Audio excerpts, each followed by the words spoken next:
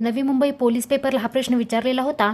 50 metre बाजूच्या चौरसाकृती मैदानाच्या कडेने प्रत्येकी 5 मीटर अंतरावर एक विद्यार्थी उभा केल्यास एकूण किती विद्यार्थी उभा करता येतील? इथं पर्याय दिलेला आहे 44, 50, 40 आणि 36. आता इथं 50 मीटर बाजू असलेल्या चौरसाकृती मैदान आपल्याला इथं दिलेले आहे आणि त्याच्या 5 मीटर अंतरावर एक विद्यार्थी उभा करायचा आहे. तर आता आपण बघूया.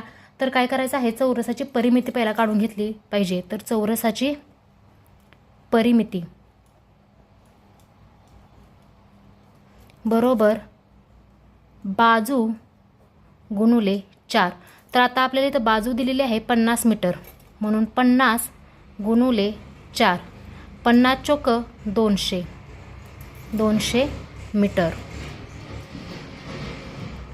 आता एकूण अंतर आलेलं आहे 200, म्हणून 200 आणि 5 मीटर अंतरावर एक विद्यार्थी उभा, म्हणून छेद 5.